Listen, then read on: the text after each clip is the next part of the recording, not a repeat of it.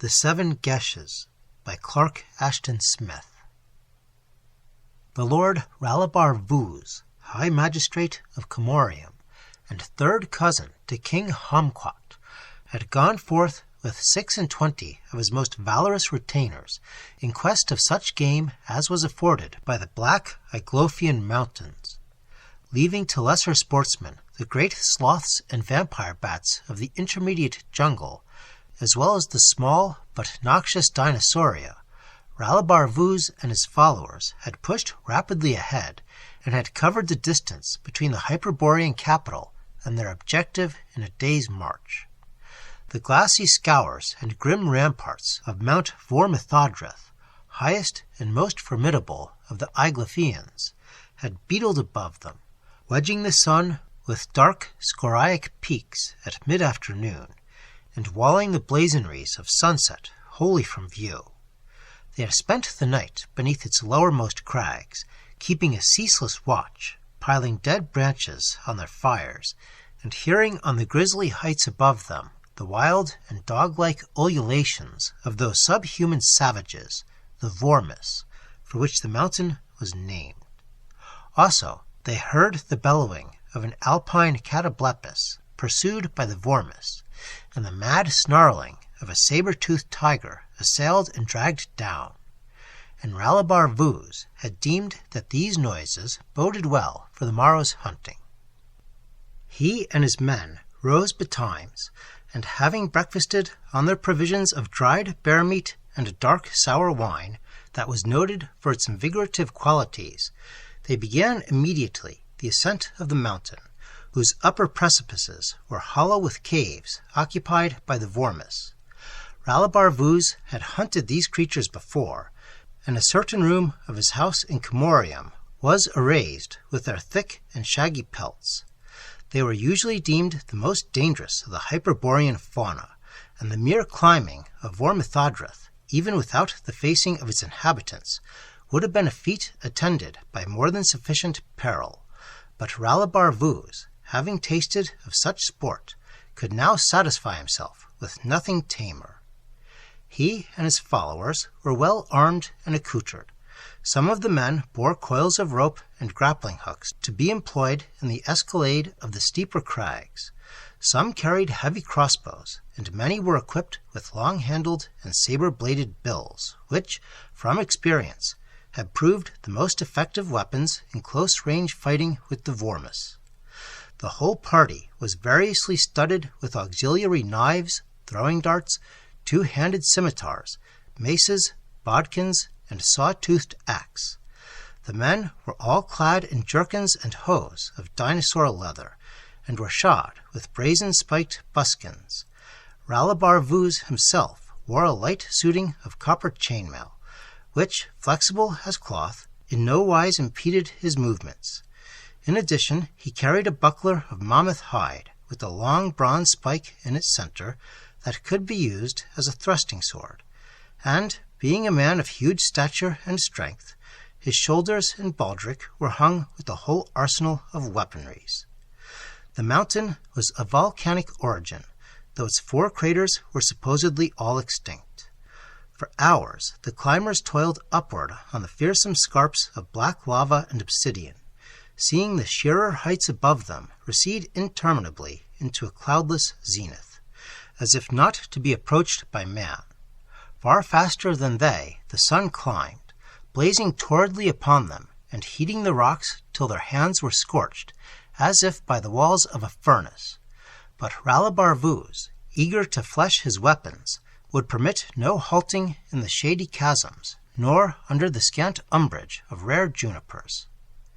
That day, however, it seemed that the Vormis were not abroad upon Mount Vormithadrith. No doubt they had feasted too well during the night, when their hunting cries had been heard by the Comorians. Perhaps it would be necessary to invade the warren of caves in the loftier crags, a procedure none too palatable even for a sportsman of such hardihood as Ralibar Vuz. Few of these caverns could be reached by men without the use of ropes, and the Vormis, who were possessed of quasi-human cunning, would hurl blocks and rubble upon the heads of the assailants, Most of the caves were narrow and darksome, thus putting at a great disadvantage the hunters who entered them, and the Vormis would fight redoubtably in defense of their young and their females, who dwelt in the inner recesses, and the females were fiercer and more pernicious, if possible, than the males. Such matters as these were debated by Ralibar Vuz and his henchmen as the escalade became more arduous and hazardous, and they saw far above them the pitted mouths of the lower dens. Tales were told of brave hunters who had gone into the dens and had not returned. And much was said of the vile feeding habits of the Vormis, and the uses to which their captives were put before death and after it. Also, much was said regarding the genesis of the Vormis, who were popularly believed to be the offspring of women and certain atrocious creatures that had come forth in primal days from a tremendous cavern world in the bowels of Vormithadrith. Somewhere beneath that four-coned mountain, the sluggish and baleful god Sathagwa, who had come down from Saturn in years immediately following the Earth's creation, was fabled to reside. And during the rite of worship at his black altars, the devotees were always careful to orient themselves toward Vormithadrith. Other and more doubtful beings than Sathagwa slept below the extinct volcanoes, or ranged and ravened throughout that hidden underworld. But of these beings, few men other than the more adept or abandoned wizards professed to know anything at all. Ralibar Vuz, who had a thoroughly modern disdain of the supernatural, avowed his skepticism in no equivocal terms when he heard his henchmen regaling each other with these antique legendaries. He swore with many ribald blasphemies that there were no gods anywhere above or under Vormithadrith. And as for the Vormis themselves, they were indeed a misbegotten species, but it was hardly necessary, in explaining their generation, to go beyond the familiar laws of nature. They were merely the remnant of a low and degraded tribe of aborigines, who, sinking further into brutehood, had sought refuge in those volcanic fastnesses after the coming of the true Hyperboreans. Certain grizzled veterans of the party shook their heads and muttered at these heresies, but because of their respect for the high rank and prowess of Ralibar Vuz, they did not venture to gainsay him openly. After several hours of heroic climbing, the hunters came within measurable distance of those nether caves. Below them now, in a vast and dizzying prospect, were the wooded hills and fair fertile plains of Hyperborea. They were alone in a world of black raven rock, with innumerable precipices and chasms above, beneath, and on all sides. Directly overhead, in the face of an almost perpendicular cliff, were three of the cavern mouths, which had the aspect of volcanic fumaroles. Much of the cliff was glazed with obsidian, and there were few ledges or hand grips. It seemed that even the Vormis, agile as apes, could scarcely climb that wall, and Ralibar Vuz, after studying it with a strategic eye, decided that the only feasible approach to the dens was from above. A diagonal crack running from a shelf just below them to the summit no doubt afforded ingress and egress to their occupants.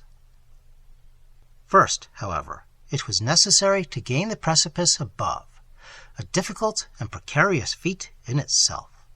At one side of the long talus on which the hunters were standing, there was a chimney that wound upward in the wall, ceasing 30 feet from the top and leaving a sheer, smooth surface. Working along the chimney to its upper end, a good alpinist could hurl his rope and grappling hook to the summit edge. The advisability of bettering their present vantage was now emphasized by a shower of stones and offal from the caverns.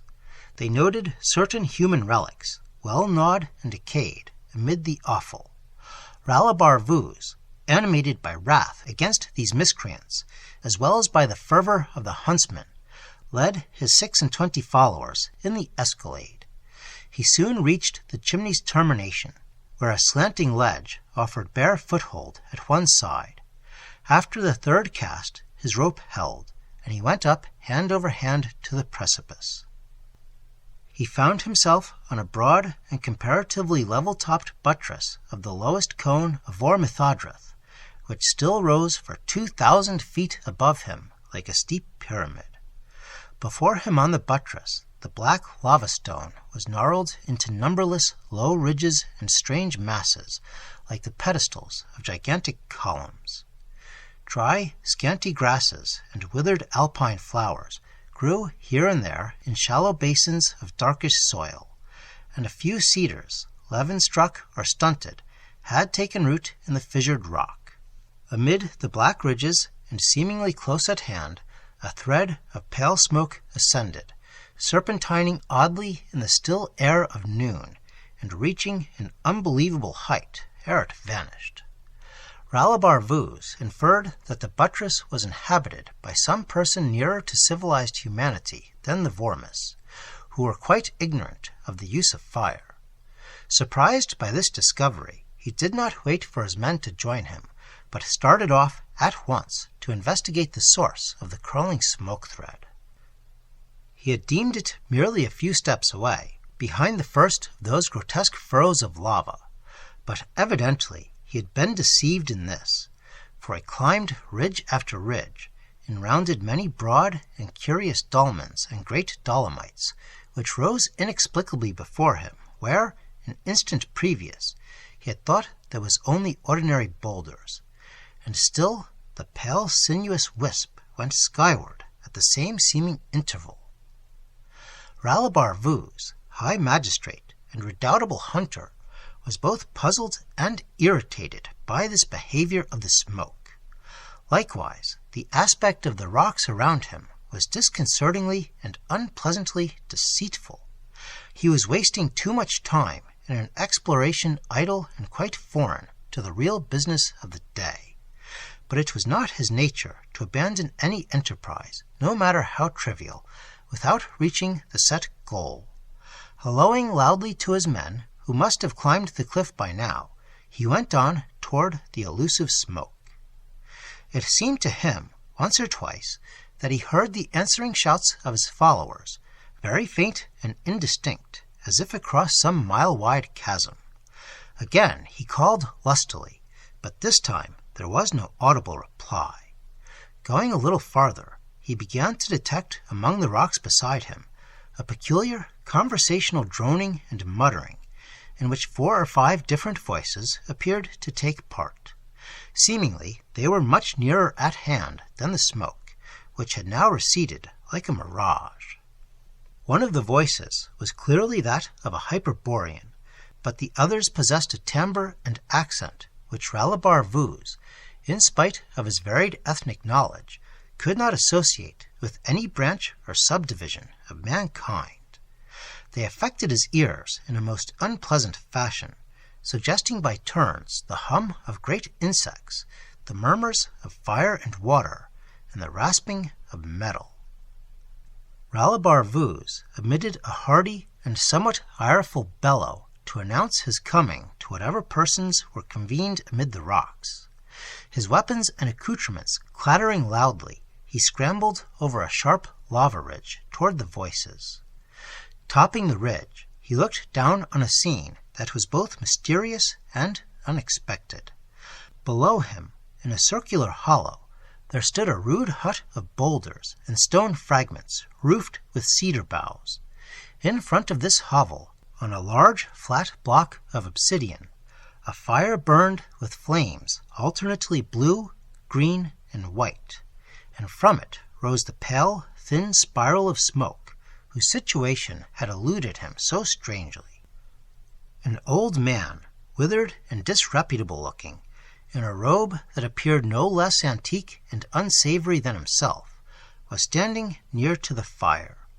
He was not engaged in any visible culinary operations, and, in view of the torrid sun, it hardly seemed that he required the warmth given by the queer-colored blaze.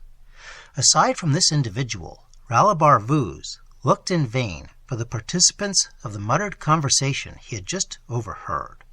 He thought there was an effervescent fluttering of dim, grotesque shadows around the obsidian block, But the shadows faded and vanished in an instant, and since there were no objects or beings that could have cast them, Ralibar Vuz deemed that he had been victimized by another of those highly disagreeable optic illusions in which that part of the mountain Vormithadrath seemed to abound. The old man eyed the hunter with a fiery gaze and began to curse him in fluent but somewhat archaic diction as he descended into the hollow.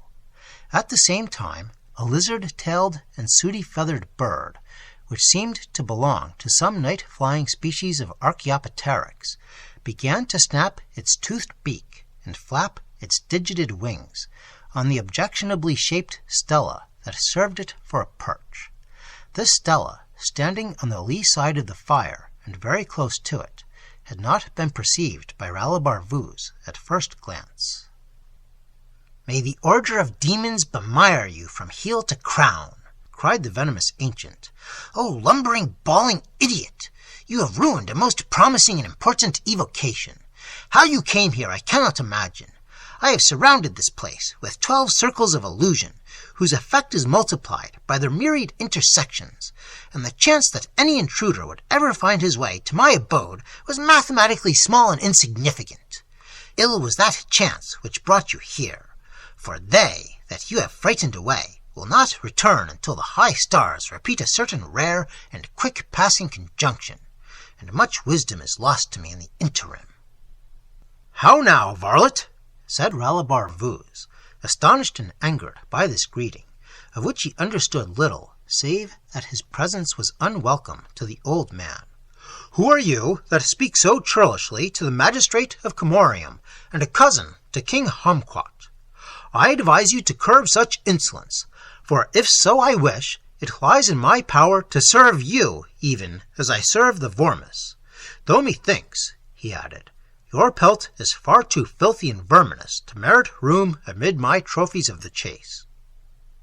"Know that I am the sorcerer Esdegor," proclaimed the ancient, his voice echoing among the rocks with dreadful sonority. "By choice I have lived remote from cities and men, nor have the Vormis of the mountain troubled me in my magical seclusion. I care not if you're the magistrate of all swinedom, or a cousin to the king of dogs.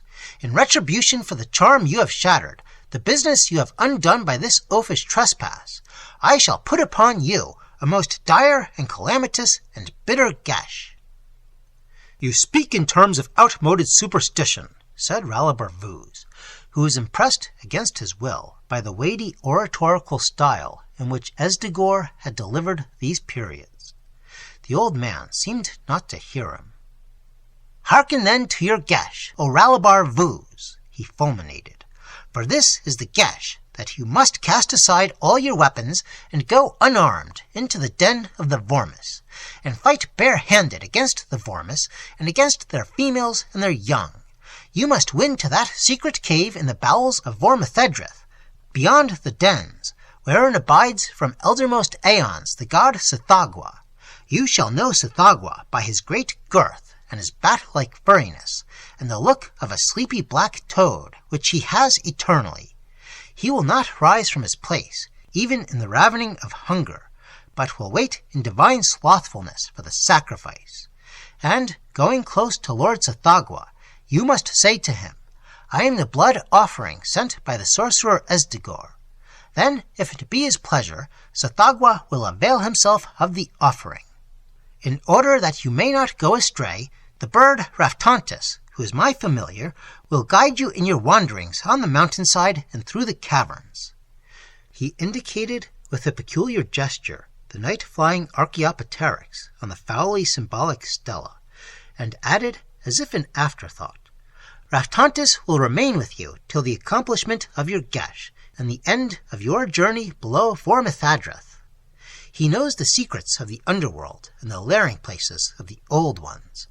If our Lord Sithagwa should disdain the blood offering, or, in his generosity, should send you on to his brethren, Raftantis will be fully competent to lead the way whithersoever is ordained by the god."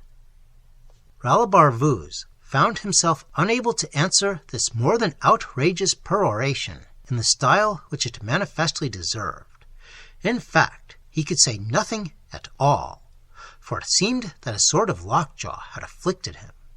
Moreover, to his exceeding terror and bewilderment, this vocal paralysis was accompanied by certain involuntary movements of the most alarming type. With a sense of nightmare compulsion, together with the horror of one who feels that he is going mad, he began to divest himself of the various weapons which he carried. His bladed buckler, his mace, broadsword, hunting knife, axe, and needle-tipped anlace jingled on the ground before the obsidian block. "I shall permit you to retain your helmet and body armor," said Esdegor at this juncture. "Otherwise, I fear that you will not reach Tsathoggua in the state of corporeal intactness proper for a sacrifice. The teeth and nails of the Vormis are sharp, even as their appetites." Muttering certain half-inaudible and doubtful-sounding words, the wizard turned from Ralibar Vuz and began to quench the tricolored fire with a mixture of dust and blood from a shallow brass basin. Deigning to vouchsafe no farewell or sign of dismissal, he kept his back toward the hunter, but waved his left hand obliquely to the bird Raphthontus. This creature, stretching his murky wings and clacking his saw-like beak, abandoned his perch and hung poised in the air with one ember-colored eye malignly fixed on Ralibar Vuz. Then, floating slowly, his long snakish neck reverted, and his eye maintaining its vigilance, the bird flew among the lava ridges toward the pyramidal cone of Ormithadrith, and Ralibar Vuz followed, driven by a compulsion he could neither understand nor resist. Evidently, the demon fowl knew all the turnings of that maze of delusion with which Esdegor had environed his abode, for the hunter was led with comparatively little indirection across the enchanted buttress. He heard the far-off shouting of his men as he went, but his own voice was faint and thin as that of a flittermouse when he sought to reply. Soon he found himself at the bottom of a great scrap of the upper mountain, pitted with cavern mouths. It was part of Ormithadrith that he had never visited before. Raphthontus rose toward the lowest cave, and hovered at its entrance, while Ralibar Vuz climbed precariously behind him, amid a heavy barrage of bones and glass-edged flints, and other oddments of less mentionable nature hurled by the Vormis. These low, brutal savages, fringing the dark mouths of the dens with their repulsive faces and members, greeted the hunter's progress with ferocious howlings and an inexhaustible supply of garbage. However, they did not molest Raphthontus, and it seemed that they were anxious to avoid hitting him with their missiles, though the presence of this hovering, wide-winged fowl interfered noticeably with their aim as Ralibar Vuz began to near the nethermost den. Owing to this partial protection, the hunter was able to reach the cavern without serious injury. The entrance was rather straight, and Raphthontus flew upon the Vormis with open beak and flapping wings, compelling them to withdraw into the interior, while Ralibar Vuz made firm his position on the threshold ledge. Some, however, threw themselves on their faces to allow the passage of Raphthontus, and rising when the bird had gone by, they assailed the Cormorian as he followed his guide into the fetid gloom. They stood only half erect, and their shaggy heads were about his thighs and hips, snarling and snapping like dogs, and they clawed him with hook-shaped nails that caught and held in the links of his armor. Weaponless, he fought them in obedience to his geas, striking down their hideous faces with his mailed fist in a veritable madness that was not akin to the ardor of a huntsman. He felt their nails and teeth break on the close-woven links as he hurled them loose, but others took their places when he won onward a little into the murky cavern, and their females struck at his legs like darting serpents, and their young beslavered his ankles with mouths wherein the fangs were as yet ungrown. Before him, for his guidance, he heard the clanking of the wings of Raphthontus, and the harsh cries, half hiss and half caw, that were emitted by this bird at intervals. The darkness stifled him with 1,000 stenches, and his feet slipped in blood and filth at every step. But anon he knew that the vormis had ceased to assail him. The cave sloped downward, and he breathed in air that was edged with sharp, acrid mineral odors. Groping for a while through sightless night, and descending a steep incline, he came to a sort of underground hall in which neither day nor darkness prevailed. Here the archings of rock were visible by an obscure glow, such as hidden moons might yield. Thence, through declivitous grottos and along perilously skirted gulfs, he was conducted ever downward by Raftontus into the world beneath the mountain Vormithadrith. Everywhere was that dim, unnatural light, whose source he could not ascertain. Wings that were too broad for those of the bat flew vaguely overhead, and at whiles, in the shadowy caverns, he beheld great, fearsome bulks, having a likeness to those behemoths and giant reptiles which burdened the earth in earlier times, but because of the dimness he could not tell if these were living shapes or forms that the stone had taken. Strong was the compulsion of his geas on Ralibar Vuz, and a numbness had seized his mind, and he felt only a dulled fear and a dazed wonder. It seemed that his will and his thoughts were no longer his own, but were becoming those of some alien person. He was going down to some obscure but predestined end, by a route that was darksome but foreknown. At last the bird Raftontus paused and hovered significantly in a cave distinguished from the others by a most evil potpourri of smells. Ralibar Vuz deemed at first that the cave was empty. Going forward to join Raftontus, he stumbled over certain attenuated remnants on the floor, which appeared to be the skin-clad skeletons of men and various animals. Then, following the coal-bright gaze of the demon bird, he discerned in a dark recess the formless bulking of a couchant mass, and the mass stirred a little at his approach, and put forth with infinite slothfulness a huge and toad-shaped head. And the head opened its eyes very slightly, as if half awakened from slumber, so that they were visible as two slits of oozing phosphor in the black, browless face. Ralibar Vuz perceived an odor of fresh blood amid the many fetters that began to besiege his nostrils. A horror came upon him therewith, for, looking down, he beheld lying before the shadowy monster the lean husk of a thing that was neither man, beast, nor vormi. He stood hesitant, fearing to go closer, yet powerless to retreat. But, admonished by the angry hissing from the Archaeopteryx, together with the slashing stroke of its beak between his shoulder blades, he went forward till he could see the fine dark fur on the dormant body and the sleepily perected head. With new horror and a sense of hideous doom, he heard his own voice speaking without volition. "O Lord Sithagwa, I am the blood offering sent by the sorcerer Esdegor." There was a sluggish inclination of the toad-like head, and the eyes opened a little wider, and light flowed from them in viscous tricklings of the creased underlids. Then Ralibar Vuz seemed to hear a deep, rumbling sound, but he knew not whether it reverberated in the dusky air or in his own mind, and the sound shaped itself, albeit uncouthly, into syllables and words. "Thanks are due to Esdegor for this offering, but since I have fed lately on a well-blooded sacrifice, my hunger is appeased for the present, and I require not the offering. However, it may be that others of the old ones are athirst or famished, and since you came here with a geas upon you, it is not fitting that you should go hence without another.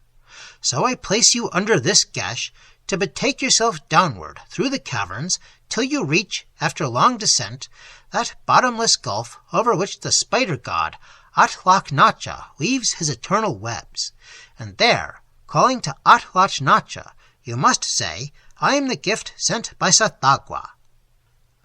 So, with Raftantis leading him, Ralibar Vuz departed from the presence of Tsathoggua by another route than that which had brought him there. The way steepened more and more, and it ran through chambers that were too vast for the searching of sight, and along precipices that fell sheer for an unknown distance to the black, sluggish foam and somnolent murmur of underworld seas. At last, on the verge of a chasm whose farther shore was lost in darkness, the night-flying bird hung motionless with level wings and down-dropping tail. Ralibar Vuz went close to the verge and saw that great webs were attached to it at intervals, seeming to span the gulf with their multiple crossing and reticulations of grey, rope-thick strands. Apart from these, the chasm was bridgeless. Far out on one of the webs he discerned a darksome form, big as a crouching man, but with long spider-like members. Then, like a dreamer who hears some nightmare sound, he heard his own voice crying loudly, "O Atlach-Nacha, I am the gift sent by Tsathoggua." The dark form ran toward him with incredible swiftness. When it came near, he saw that there was a kind of face on a squat, ebon body, low down amid the several jointed legs. The face peered up with a weird expression of doubt and inquiry, and terror crawled through the veins of the bold huntsman as he met the small crafty eyes that were circled about with hair. Thin, shrill, piercing as a sting, there spoke to him the voice of the spider god, Atlach-Nacha. "I am duly grateful for the gift, but since there is no one else to bridge this chasm, and since eternity is required for the task, I cannot spend my time in extracting you from those curious shards of metal. However, it may be that the anti-human Haon-Dor, who abides beyond the gulf in this place of primal enchantments, can somehow find a use for you. The bridge I have just now completed runs to the threshold of his abode, and your weight will serve to test the strength of my weaving.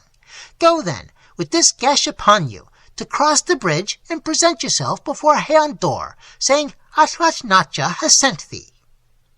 With these words, the spider god withdrew his bulk from the web and ran quickly from sight along the chasm edge, doubtless to begin the construction of a new bridge at some remoter point.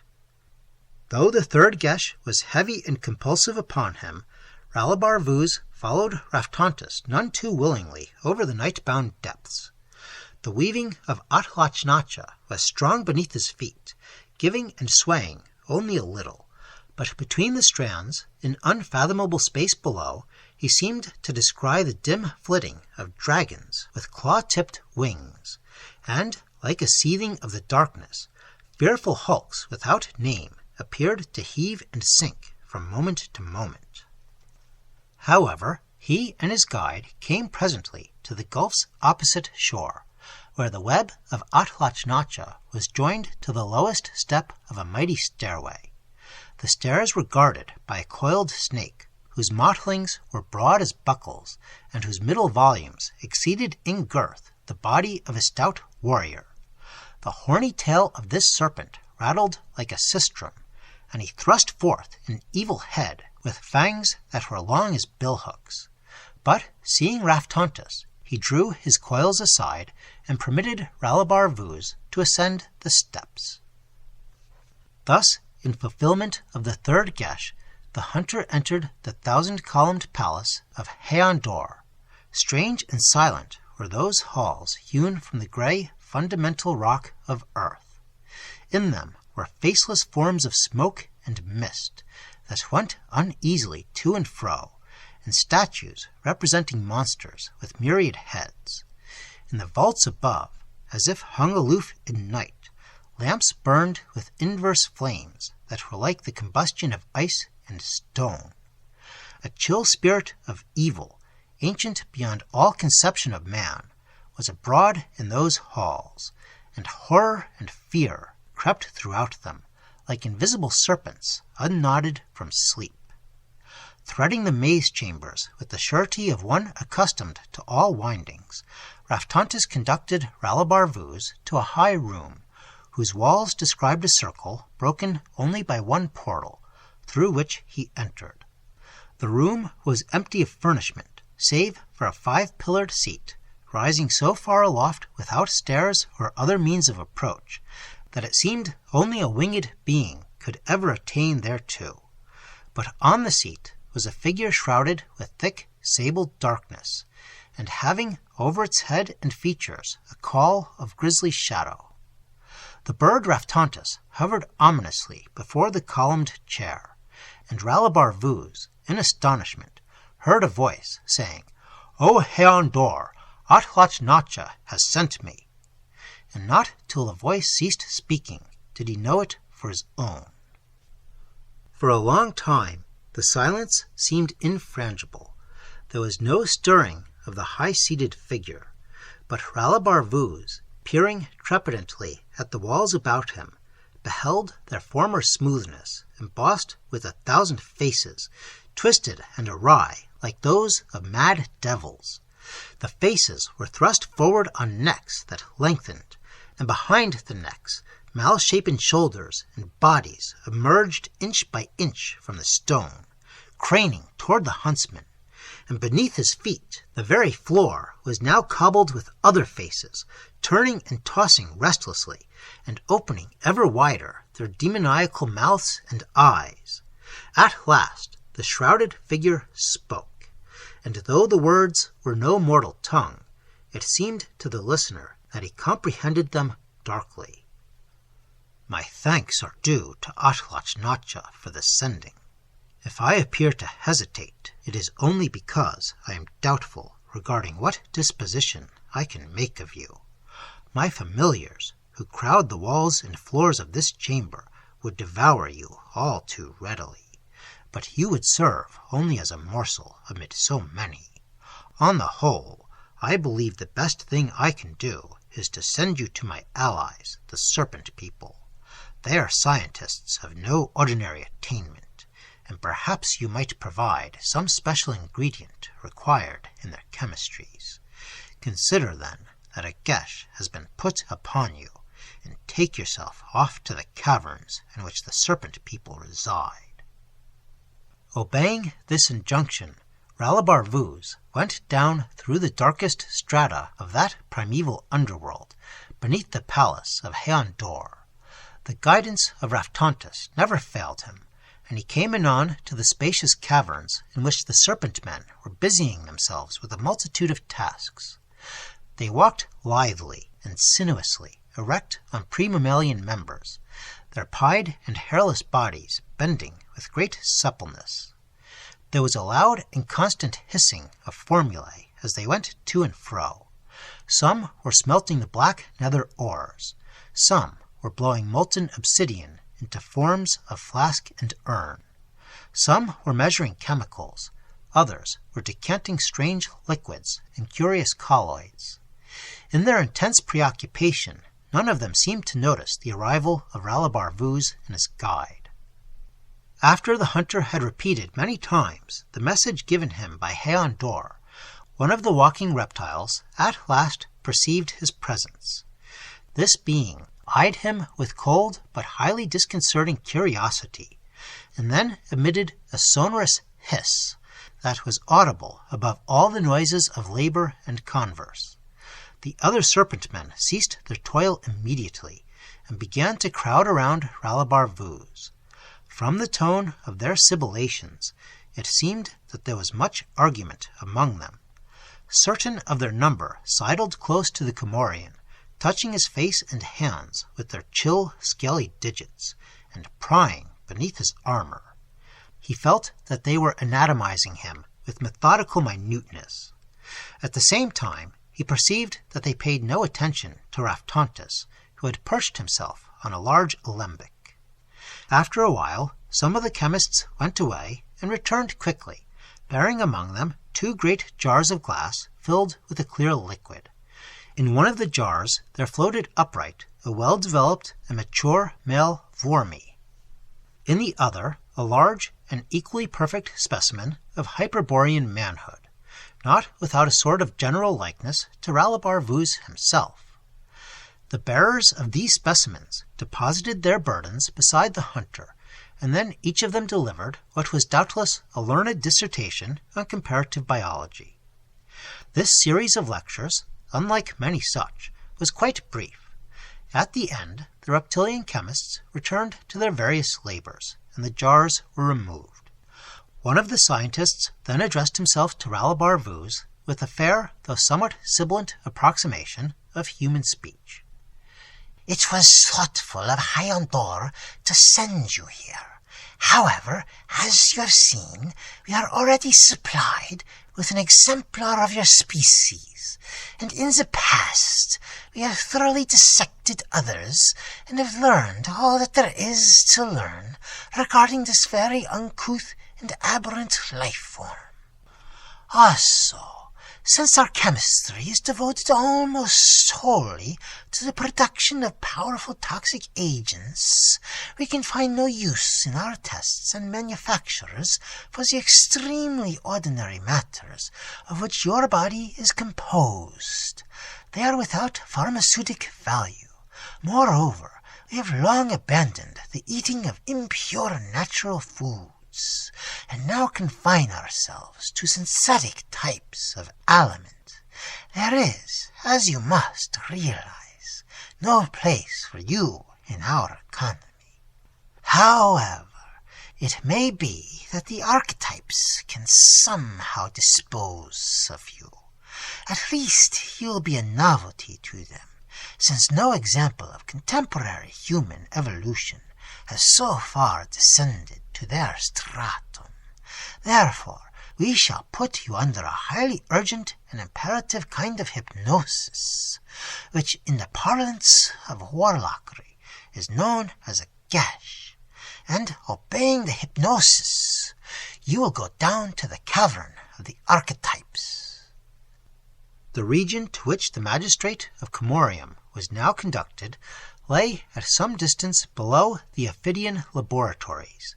The air of the gulfs and grottos along his way began to increase markedly in warmth, and was moist and steamy as that of some equatorial fen. A primordial luminosity, such as might have dawned before the creation of any sun, seemed to surround and pervade everything. All about him, in this thick and semi-aqueous light, the hunter discerned the rocks and fauna and vegetable forms of a crassly primitive world. These shapes were dim, uncertain, wavering, and were all composed of loosely organized elements. Even in this bizarre and more than doubtful terrain of the under-earth, Raftantus seemed wholly at home, and he flew on amid the sketchy plants and cloudy-looking boulders, as if at no loss whatever in orienting himself.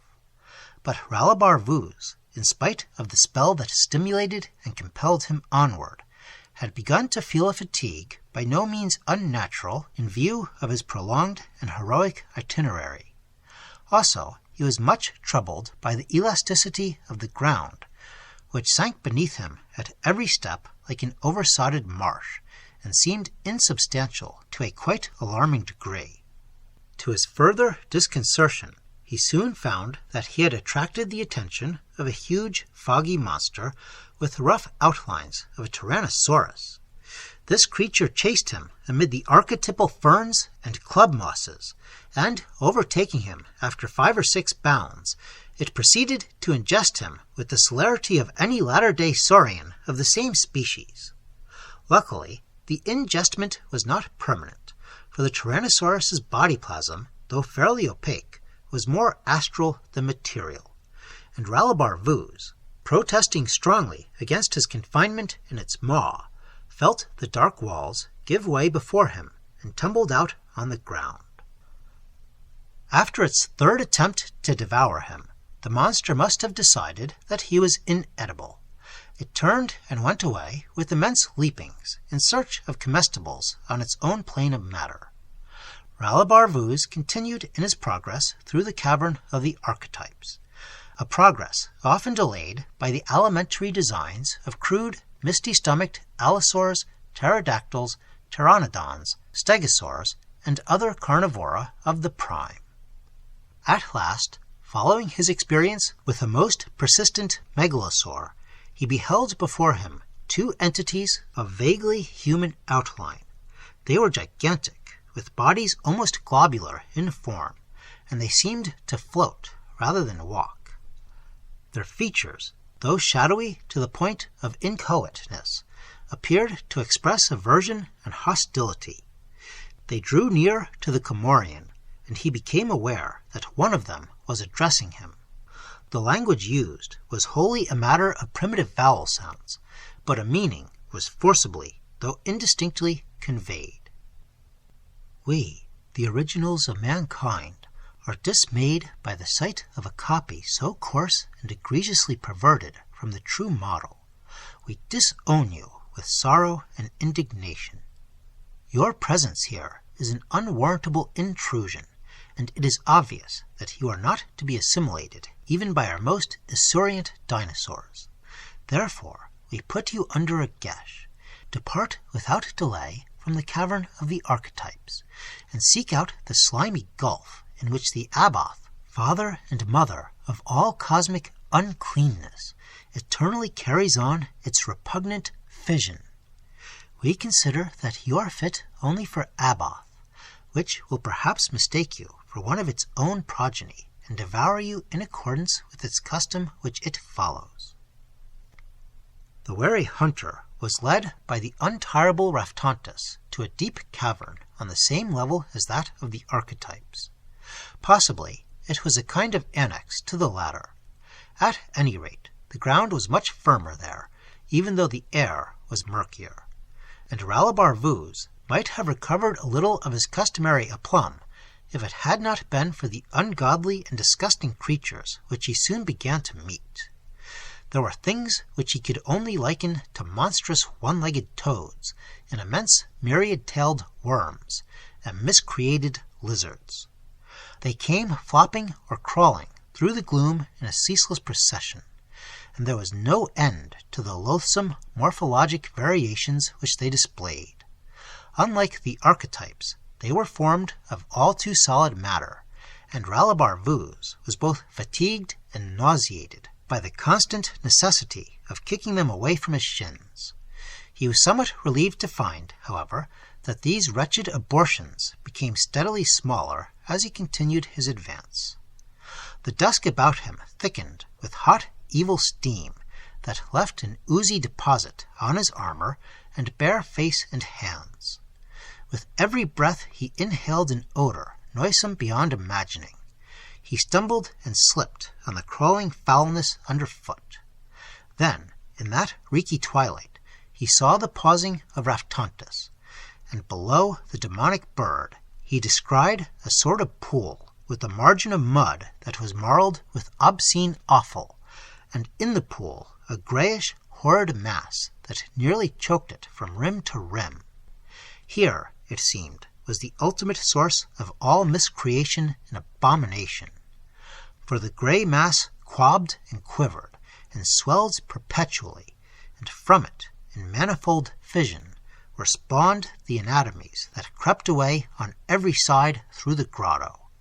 There were things like bodiless legs or arms that flailed in the slime, or heads that rolled, or floundering bellies with fishes' fins, and all manner of things malformed and monstrous that grew in size as they departed from the neighborhood of Abath, and those that swam not swiftly ashore when they fell into the pool from Abath were devoured by mouths that gaped in the parent bulk. Ralibar Vuz was beyond thought, beyond horror in his wariness, else he would have known intolerable shame, seeing that he had come to the bourne ordained for him by the archetypes as most fit and proper. A deadness near to death was upon his faculties, and he heard, as if remote and high above him, a voice that proclaimed to Abath the reason of his coming, and he did not know that the voice was his own. There was no sound in answer, but out of the lumpy mass there grew a member that stretched and lengthened toward Ralibar Vuz, where he stood waiting on the pool's margin. The member divided to a flat webby hand, soft and slimy, which touched the hunter and went over his person slowly from foot to head. Having done this, it seemed that the thing had served its use, for it dropped quickly away from Aboth and wriggled into the gloom like a serpent, together with the other progeny. Still waiting, Ralibar Vuz felt in his brain a sensation as of speech, heard without words or sound, and the import, rendered in a human language, was somewhat as follows. I, who am Aboth, the coeval of the oldest gods, consider that the archetypes have shown a questionable taste in recommending you to me. After careful inspection, I fail to recognize you as one of my relatives or progeny, though I must admit that I was nearly deceived at first by certain biologic similarities. You are quite alien to my experience, and I do not care to endanger my digestion with untried articles of diet. Who you are, or whence you have come, I cannot surmise, nor can I thank the archetypes for troubling the profound and placid fertility of my existence with a problem so vexatious as the one that you offer. Get hence, I adjure you. There is a bleak and drear and dreadful limbo, known as the outer world, of which I have heard dimly, and I think that it might prove a suitable objective for your journeying. I settle an urgent geas upon you. Go seek this outer world with all possible expedition. Apparently, Raftantis realized that it was beyond the physical powers of his charge to fulfill the seventh geas without an interim of repose. He led the hunter to one of the numerous exits of the grotto inhabited by Aboth, an exit giving on regions altogether unknown, opposite to the cavern of the archetypes. There, with significant gestures of his wings and beak, the bird indicated a sort of narrow alcove in the rock. The recess was dry and by no means uncomfortable as a sleeping place. Ralibar Vuz was glad to lay himself down, and a black tide of slumber rolled upon him with the closing of his eyelids. Raftantis remained on guard before the alcove, discouraging with strokes of his bill the wandering progeny of Aboth that tried to assail the sleeper. Since there was neither night nor day in that subterranean world, the term of oblivion enjoyed by Ralibar Vuz was hardly to be measured by the usual method of time-telling. He was aroused by the noise of vigorously flapping wings, and saw beside him the foul Raftantis, holding in his beak an unsavory object whose anatomy was that of a fish rather than anything else. Where or how he had caught this creature during his constant vigil was a more than dubious matter. But Ralibar Vuz had fasted too long to be squeamish. He accepted and devoured the proffered breakfast without ceremony. After that, in conformity with the geas laid upon him by Aboth, he resumed his journey back to the outer earth. The route chosen by Raftantis was presumably a shortcut. Anyhow, it was remote from the cloudy cave of the archetypes, and the laboratories in which the serpent men pursued their arduous toils and toxicological researches. Also, the enchanted palace of Haon-Dor was omitted from the itinerary. But after long and tedious climbing through a region of desolate crags and over a sort of underground plateau, the traveler came once more to the verge of that far-stretching bottomless chasm which was bridged only by the webs of the spider god Atlach-Nacha. For some time past he had hurried his pace because of certain of the progeny of Aboth who had followed him from the start and had grown steadily bigger after the fashion of their kind, till they were now large as young tigers or bears. However, when he approached the nearest bridge, he saw that a ponderous and sloth-like entity preceding him had already begun to cross it. The posteriors of this being was studded with unamiable eyes, and Ralibar Vuz was unsure for a little regarding its exact orientation. Not wishing to tread too closely upon the reverted talons of its heels, he waited till the monster had disappeared in the darkness, and by that time the spawn of Aboth were hard upon him. Raftantis, with sharp admonitory cawings, floated before him above the giant web, and he was impelled to a rash haste by the imminently slavering snouts of the dark abnormalities behind. Owing to such precipitancy, he failed to notice that the web had been weakened and some of its strands torn or stretched by the weight of the sloth-like monster. Coming in view of the chasm's opposite verge, he thought only of reaching it and redoubled his pace. But at this point, the web gave way beneath him. He caught wildly at the broken dangling strands, but could not arrest his fall. With several pieces of Atlach-Nacha's weaving clutched in his fingers, he was precipitated into that gulf which no one had ever voluntarily tried to plumb. This, unfortunately, was a contingency that had not been provided against by the terms of the 7th Geas.